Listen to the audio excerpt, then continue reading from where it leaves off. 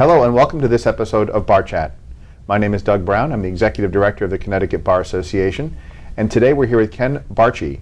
He's a partner in the Hartford appellate law firm of Horton, Shields & Knox, and our topic today is recent developments on marriage equality in the United States Supreme Court. Welcome, Ken. Thank you for having me.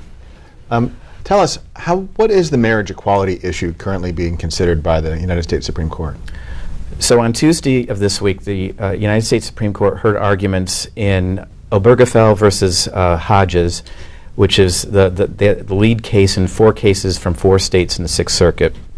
And the questions are whether states must issue marriage licenses to same-sex couples under the 14th Amendment, and secondly, whether states must recognize marriages between same-sex couples legally performed elsewhere in their own states. And we heard arguments on Tuesday, and in 2 months we will know the answer. And how did you get involved in the issue? In 1999, the Vermont Supreme Court decided in Baker versus State that same-sex couples had the same rights and responsibilities, or should access the same rights and responsibilities of marriage as opposite-sex couples, but left the remedy to the legislature, which came up with civil unions. The Connecticut Women's Education and Legal Fund and the Connecticut Civil Liberties Union, as it was known then, got together to write a pamphlet explaining to Connecticut couples what they should think about if they were thinking about going to Vermont to get a civil union. Mm-hmm. And I was part of a group of attorneys that wrote that document, and met Mary Bonato, who argued on Tuesday on behalf of the plaintiffs in the Supreme Court. Mm-hmm. Mary is a lawyer with Gay and Lesbian Advocates and Defenders, also known as GLAAD, and she argued successfully argued the Goodridge case in Massachusetts. Mm-hmm. And GLAAD approached us us meaning me and my partner Karen Dowd in 2004 to be cooperating counsel with a marriage case in Connecticut that was eventually Kerrigan versus Commission of Public Health, and we also worked with GLAAD on the ADOMA challenge, which is Peterson versus Office of Personnel Management. Mm-hmm. Do you have any thoughts on where you think the Supreme Court will come out on the issues before them? Before the argument on Tuesday, my view was that the most likely outcome was at least a 5-4 decision striking down bans against marriage equality. And my view has not changed since the argument. The swing vote pretty clearly is Justice Kennedy, and and while he did ask some challenging questions to the plaintiff side, he also asked some important questions of the defenders, the state's attorneys. Justice Kennedy is the author of the 3 most important gay rights decisions in the Supreme Court: the Romer versus Evans case from 1996, Lawrence versus Texas, and of course Windsor from 2 years ago. And the question, an important issue for him in those cases has been the dignity of gay people and same-sex couples. Sure. Right.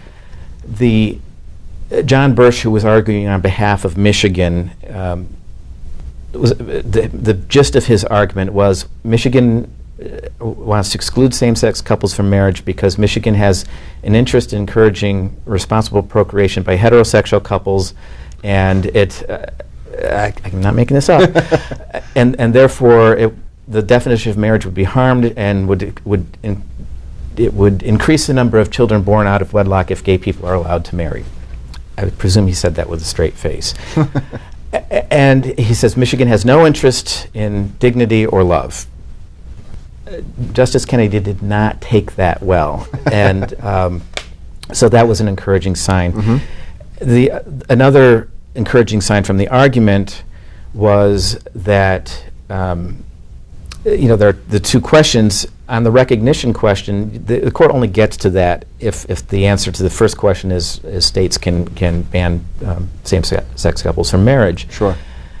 Justice Kennedy was largely quiet during that argument, which suggests that he didn't think it was an important question. And the reason it wouldn't be important is if we went on the first issue, then the second question, it becomes moot. Sure. The other piece of it that's important in my mind is the Supreme Court had last summer or last year, the courts of appeal in the Fourth Circuit, the Seventh Circuit, and the Tenth Circuit all upheld lower court decisions striking down marriage bans. And so we were all, the first Monday of October, we're sitting, clicking on SCOTUS blog to find out what's going on, and they denied cert in all of those cases. Now, that had the immediate effect of bringing marriage equality to 5 more states, and the eventual effect of expanding to 30 because of all the other states in those circuits. Right. And the Supreme Court must have known that was going to be the result. And if the court was going to, if there's any realistic possibility that they were going to strike down the bans, I think they would have taken the cases. Because now you've got, because what happens if the decision flips? Do these cases revive like zombies out of the ground, or the bans? Right, you've got a conflicting. What happens? What happens to the marriages that were performed during this? So it just would look bad. And the court's behavior since then in denying stays from other successful cases, was a strong indication. Yeah, there's strong indication of how they're leaning. Yeah. Do you see that Chief Justice Roberts would be an impact in terms of a vote for the plaintiffs? Well, that's been sort of a parlor game of can we get Chief Justice Roberts or not? And on the one hand, he likes to defer to the democratic process whenever possible. He did dissent in Windsor, although separately from the others on the merits. And his questions at the court suggested some concern about you're changing the institution, you're changing it by the definition that existed for thousands of years. But he also, there's some reasons why he might want to join the majority or vote in favor. One is, if we've all drank the Kool-Aid and we're all wrong about Justice Kennedy, then you have got a 5-4 decision along partisan lines on a hot button issue, and he's particularly sensitive to how that looks. That might be a reason why if he can find a way, he would vote for to strike down the bans. Another reason, even if Kennedy is with the majority, is that a 6-3 decision. I mean, 5-4 is a win, but a 6-3 is a little bit stronger. And when you've got the Supreme Court or the Chief Justice of the Alabama Supreme Court basically giving the finger to the U.S. Supreme Court or federal courts on this question, if it's a 6-3, it makes it a little bit harder for resistance. It's a stronger decision. Stronger decision. Plus, he could decide to write it himself and write a narrower decision. And there was one question that he asked that suggests that there is a way he could do that, and that he said, well, do we really need to get into sexual orientation? Isn't this just gender discrimination? And the example he gives is, and I'll probably get the names wrong, but it was Tom loves Sue and can marry Sue. Tom loves Art, but he can't marry Art, and the reason is the difference is the gender of the people he wants to marry.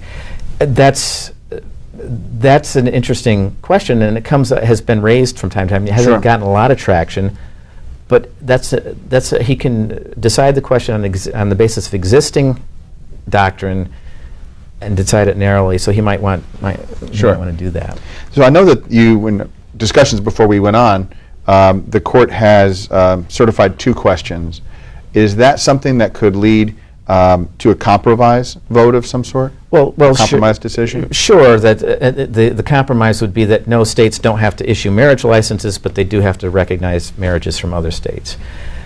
When the court granted cert, it granted cert on those 2 specific questions, and usually the U.S., unlike our state Supreme Court, usually the U.S. Supreme Court just grants whatever the petition is. And so this led to great speculation about, they're looking for a compromise, they're leaving an off-ramp. I don't think so, because the Sixth Circuit decision that's under review was a consolidated case of 4 cases from 4 states, and in Ohio and in Tennessee, the only question was that the plaintiffs were already married elsewhere. They wanted recognition of their marriages in their respective states. In Michigan, the only question was, do states have to issue licenses to same-sex couples? And then Kentucky had both questions. So the reform, and they all, the petitions all frame the questions a little bit differently. So the formulation and the fact that there were two questions is a result of just the way the case reached them. I think it's possible that that some of the more conservative justices would be willing to say yes to the second question, even though no, and they vote no on the first question under a full faith and credit analysis. But I don't think a majority would make that compromise. The four liberals clearly are ready to settle the question.